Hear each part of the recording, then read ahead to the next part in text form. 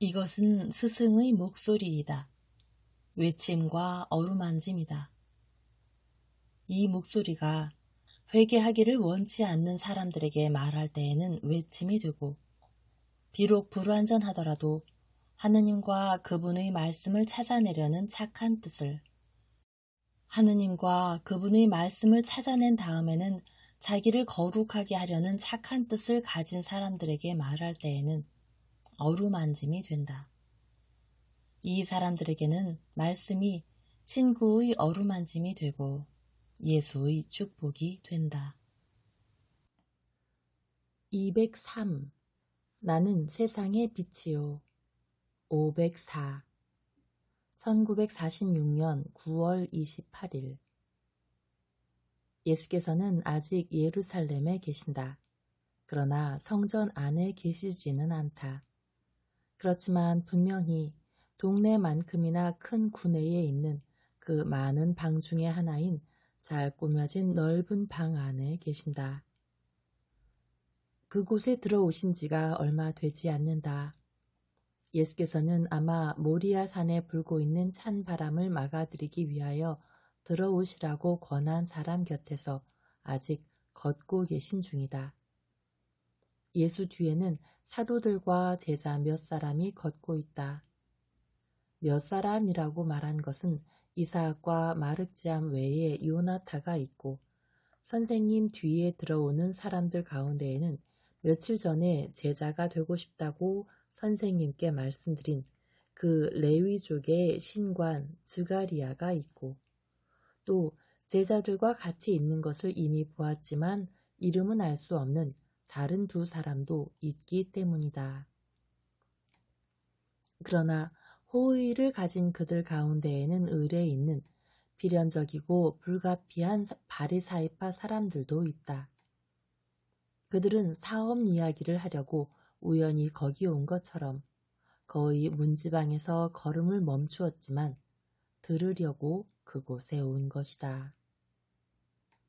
그곳에 있는 사람들은 주님의 말씀을 몹시 기다린다. 예수께서는 비록 히브리인의 종교를 가졌지만 모두가 팔레스티나 사람은 아닌, 분명히 여러 가지 국적의 사람들인 이 군중을 바라보신다. 예수께서는 그들 중에 많은 사람이 어쩌면 내일 그들이 떠나온 지방들에 퍼져서 당신의 말씀을 전하면서 우리는 우리의 메시아라고 사람들이 말하는 분의 말을 들었다고 말할 그 사람들의 군중을 바라보신다. 그리고 율법에 대한 지식을 벌써 가지고 있는 그들에게는 율법을 알지 못하거나 믿음이 흔들리는 사람들이 당신 앞에 있다는 것을 깨달으실 때에 하시는 것과 같이 율법에 대하여 말씀하시지 않고 당신을 알게 하시려고 당신 자신에 대하여 말씀하신다. 예수께서 말씀하신다. 나는 세상의 빛입니다. 그래서 나를 따르는 사람은 어둠 속을 걷지 않고 생명의 빛을 가질 것입니다. 그리고 보통 큰 연설을 하실 때에 하시는 것과 같이 자세히 말씀하실 연설의 주제를 말씀하신 다음 입을 다무신다. 입을 다무시는 것은 사람들에게 주제가 흥미있는 것인지 아닌지를 결정할 시간을 주시고, 또 예고된 주제에 흥미를 느끼지 못하는 사람들에게는 떠나갈 시간을 주시려고도 하시는 것이다. 거기 있는 사람들 중에서는 아무도 가지 않는다. 또 문 어귀에서 억지로 꾸민 대화를 하고 있던 바리사이파 사람들까지도 예수의 첫마디 말씀에 입을 다물고 회당 안쪽으로 몸을 돌렸고 언제나와 같이 독선적인 태도로 사람들을 해치며 들어온다. 일체의 소음이 멎자 예수께서는 이미 하신 말씀을 한층 더 큰 소리로 되풀이하신다. 나는 빛의 아버지이신 아버지의 아들이기 때문에 세상의 빛입니다. 아들은 항상 자기를 낳아준 아버지를 닮고 같은 본성을 가집니다. 이와 마찬가지로 나도 나를 낳으신 분을 닮았고 같은 본성을 가지고 있습니다. 완전하고 영원한 영이신 지극히 높으신 하느님께서는 사랑의 빛이시고 지혜의 빛이시고 능력의 빛이시고 인자의 빛이시며 아름다움의 빛이십니다. 하느님은 빛의 아버지이시고 하느님으로 하느님 안에서 사는 사람은 하느님께서 피조물들이 보기를 원하시는 것과 같이 빛 안에 있기 때문에 봅니다. 하느님께서는 사람이 빛을, 즉 당신 자신을 보고 이해하고 사랑할 수 있도록 그에게 감정과 지능을 주셨습니다. 그리고 사람에게는 눈을 주셔서 창조된 것 중에서 가장 아름다운 것, 완전한 자연의 힘, 천지 만물을 볼 수 있게 하는 것, 창조주이신 하느님의 맨 처음의 활동 중에 하나인 것, 그리고 그것을 창조하신 분의 가장 뚜렷한 표인 것, 즉 모든 사람의 아버지이신 영원하시고 지극히 높으신 하느님이 그러신 것처럼 무형이고 빛나고 축복을 주는 힘이 있고 위로하는 빛을 볼 수 있게 하셨습니다. 당신 생각의 명령으로 하느님께서는 하늘과 땅을, 즉 공기덩어리와 먼지덩어리, 무형의 것과 유형의 것, 매우 가벼운 것과 무거운 것을 창조하셨습니다. 그러나 이 두 가지는 모두 천체와 생명이 없이 어두움에 쌓여 있었기 때문에 아직 볼품없고 비고 형태를 알 수 없는 것이었습니다.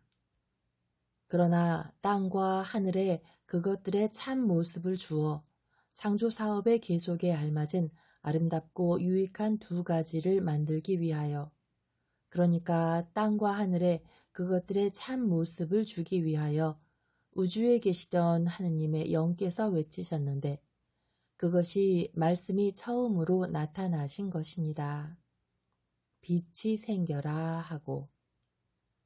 그러니까 좋고 유익한 빛이 생겼는데 낮 동안에는 강하고 밤 동안에는 약해집니다.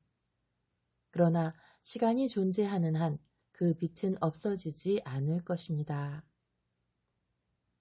그런데 빛이 만들어지기 전에 하느님의 영은 물 위에 계셨고 창조하시던 창조주와 완전히 하나이시며 창조하시도록 하는 부추기는 분이었습니다. 그것은 아버지와 아들 안에 계신 당신 자신을 사랑할 뿐 아니라 천체와 유성과 물과 바다, 삼림과 초목, 꽃과 날고 움직이고 기고 달리고 뛰고 기어 올라가는 동물들과 마침내 사람이라는 이름을 가진 수없이 많은 피조물 안에서 당신 자신을 사랑할 수 있기 위해서였습니다. 사람은 피조물 중에서 가장 완전한 것으로 물질 외의 영혼을, 본능 외의 지능을, 명령 외의 자유를 가지고 있기 때문에 태양보다 더 완전하고 사람은 영으로는 하느님과 비슷하고 육체로는 동물과 비슷하며 하느님의 은총과 자기 자신의 의지로 신이 되는 반신이며 사람은 자기 의지로 천사가 될 수 있습니다. 사람은 감각할 수 있는 피조물 중에서 가장 사랑받는 존재로 그를 위하여는 시간이 생기기 전부터 그가 죄인이 되리라는 것을 아시면서 하느님께서는 한없이 사랑하시는 존재, 그를 위하여 모든 것이 만들어진 아들인 말씀 안에 구세주인 희생을 준비하셨습니다. 하느님의 옥좌라는 수없이 많은 경이에서 하느님께서는 가장 아름다운 보석을 꺼내셨는데 그것이 사람의 창조라는 가장 완전한 보석보다 먼저 있은 빛이었습니다. 사람 안에는 하느님의 보석이 들어있는 것이 아니라 하느님께서 진흙의 입김을 보내시어 그것을 육체와 생명이 되게 하시고 당신 자녀들 안에 즐기시고 의인인 자녀들은 당신 안에서 즐기게 하시려고 그들을 기다리시는 천당의 상속자가 되게 하신 입김으로 더불어 당신이 친히 계신 것입니다.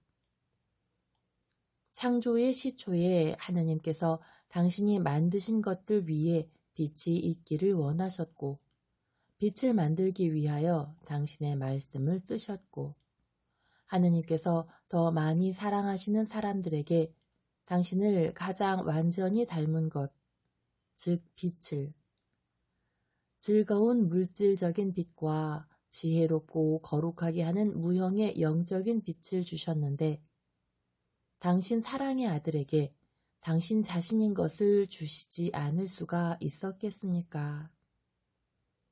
정말로 영원으로부터 좋아하시는 이에게 지극히 높으신 분께서는 모든 것을 주셨고 그 모든 것 중에서 첫째이고 가장 중요한 것이 빛이기를 원하셨습니다.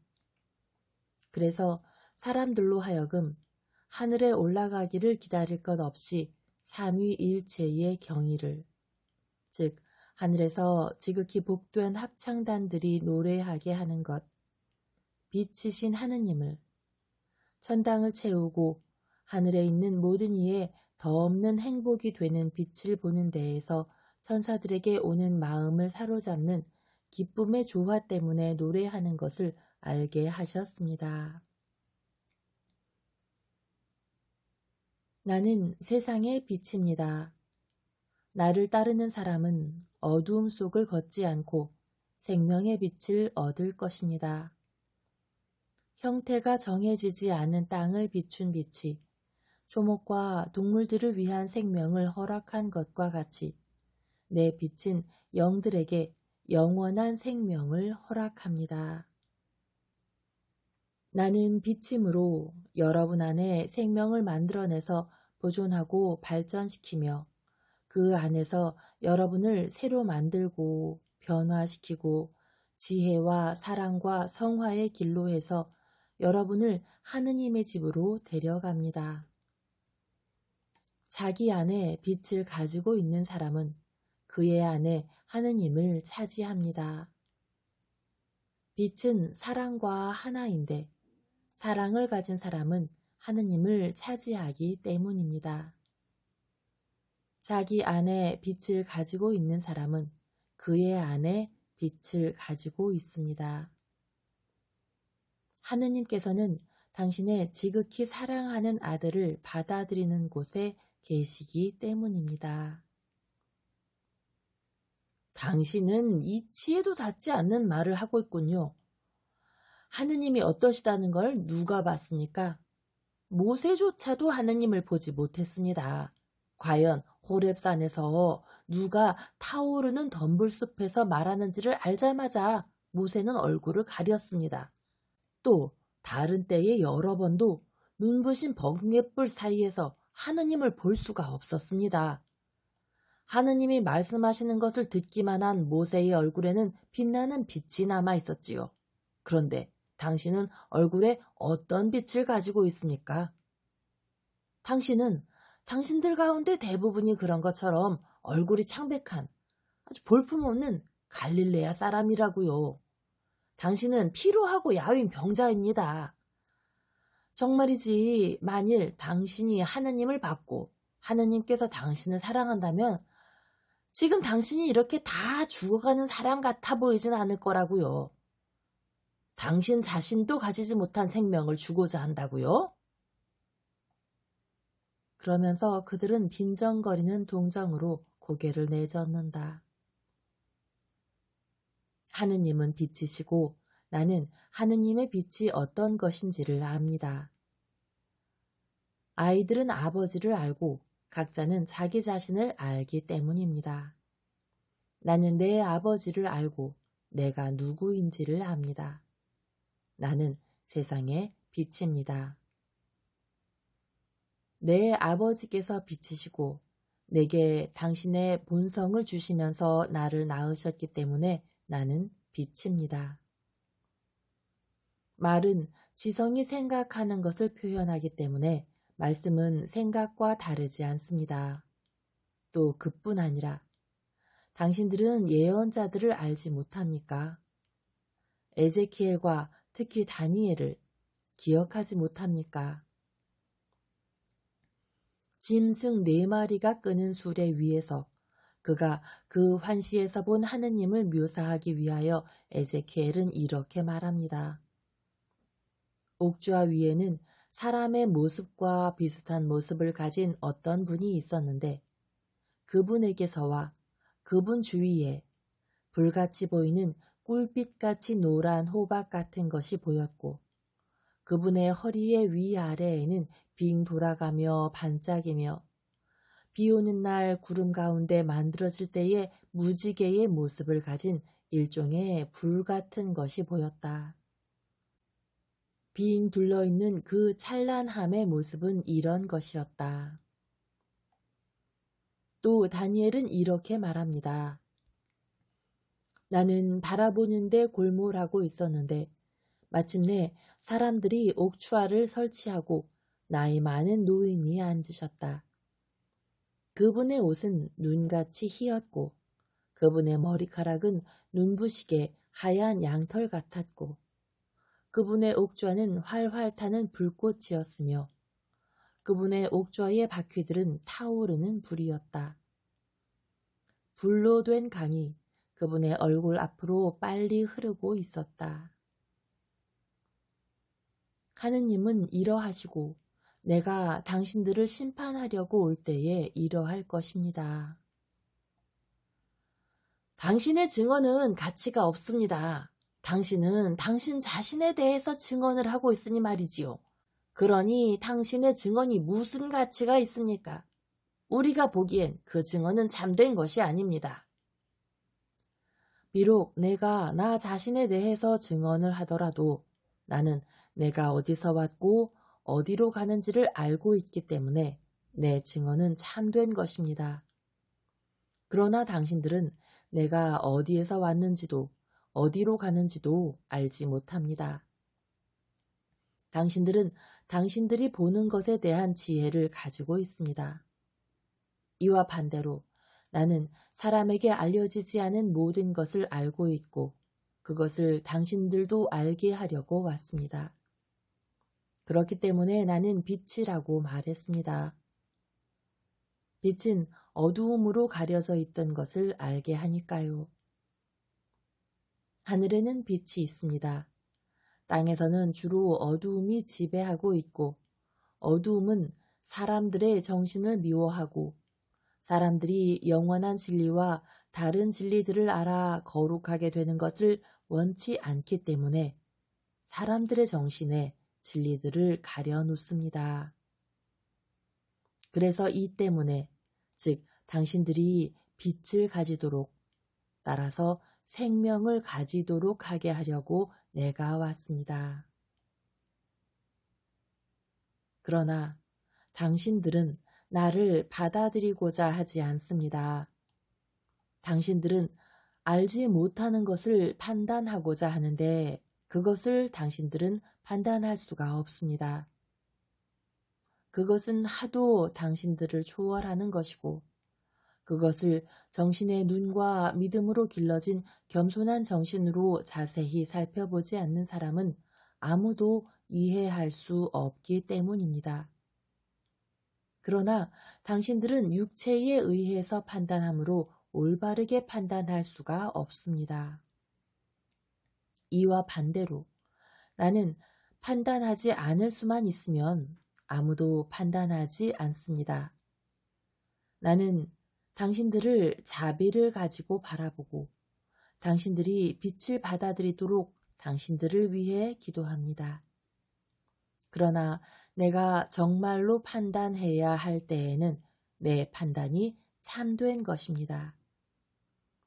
나는 혼자가 아니라 나를 보내신 아버지와 함께 있는데 아버지께서는 당신 영광 속에서 사람들의 마음 속을 보고 계시기 때문입니다. 그리고 당신들의 마음 속을 보시는 것과 같이 내 마음 속도 보십니다. 그런데 만일 아버지께서 내 마음 속에서 옳지 않은 판단을 보신다면 내게 대한 사랑으로 그리고 당신의 정의의 명예를 위하여 그것을 내게 알려주실 것입니다. 그러나 아버지와 나는 똑같은 모양으로 판단하고 증언하는 데 있어 우리는 둘이지 혼자가 아닙니다. 당신들의 율법에는 같은 것을 단언하는 두 증인의 증언은 참되고 가치 있는 것으로 간주되어야 합니다. 그러므로 나는 내 본성에 대하여 증언을 하고 나와 더불어 나를 보내신 아버지께서 같은 것에 대하여 증언하십니다. 따라서 내가 말하는 것은 참된 것입니다. 우리는 지극히 높으신 분의 목소리를 듣지 못합니다. 그분이 당신의 아버지라고 말하는 건 당신이라고요. 아버지께서는 요르단강 위에서 나에 대해 당신들에게 말씀하셨습니다. 좋습니다. 하지만 요르단강에는 당신 혼자만 있던 게 아니에요. 요한도 있었습니다. 하느님께서 요한에 대해서 말씀하셨을 수도 있잖아요. 요한은 위대한 예언자였으니까 말이지요. 당신들은 바로 당신들 입술로 스스로를 단죄합니다. 말해보시오. 누가 예언자들의 입술로 말합니까? 하느님의 영이십니다. 그러면 당신들 생각에는 요한이 예언자였습니까? 가장 위대한 예언자까지는 아니더라도 가장 위대한 예언자들 중 한 사람이긴 했지요. 그러면 당신들은 왜 그의 말을 믿지 않았고 왜 지금도 믿지 않습니까? 요한은 나를 세상의 죄를 없애러 온 하느님의 어린 양이라고 알려주었습니다. 그가 그리스도냐고 묻는 사람들에게 그는 이렇게 말했지요. 나는 그리스도가 아니라 그리스도를 앞서오는 사람이요. 그리고 내 뒤에 오시는 분이 사실은 나보다 앞서신 분이요. 그분이 나보다 먼저 계셨기 때문이요. 나는 그분을 알지 못했었소. 그러나 내 어머니의 배에서 나를 가지시고 광야에서 나를 임명하셔서 세례를 베풀라고 보내신 분이 내게 이렇게 말씀하셨소. 그 위에 성령이 내려오시는 것을 네가 보게 될 그가 성령과 불로 세례를 줄 뿐이다 하고요. 당신들은 이것을 기억하지 못합니까? 그렇지만 당신들 중에 여럿이 거기 있었는데요. 그러면 하늘의 말을 들은 다음에 나를 가리킨 예언자의 말을 당신들은 왜 믿지 않습니까? 이 말을 내가 내 아버지께 말씀드려야 합니까? 즉 아버지의 백성이 예언자들의 말을 믿지 않게 되었다고 말입니다. 그런데 당신의 아버지가 어디에 있단 말입니까? 목수 요셉은 무덤에 들어가 있는 지가 벌써 여러 해가 되었는데 그러니 당신은 이제 아버지가 없습니다. 당신들은 내 아버지도 알지 못하고 나도 알지 못합니다. 그러나 만일 당신들이 나를 알기를 원하면 내 참 아버지도 알게 될 것입니다. 당신은 마귀에게 붙들린 사람이고 거짓말쟁이요. 당신이 지극히 높으신 분을 당신의 아버지라고 말할 때는 그거 하느님을 모독하는 겁니다. 그러니까 율법에 따라 벌을 받아 마땅할 것입니다. 바리사이파 사람들과 성전의 다른 사람들은 위협하는 소리를 지르는데 사람들은 그리스도를 보호하기 위하여 그들을 흘겨본다. 예수께서는 한마디도 덧붙이지 않고 그들을 바라보신다. 그런 다음 어떤 행각으로 통하는 작은 연문으로 해서 그곳에서 나오신다.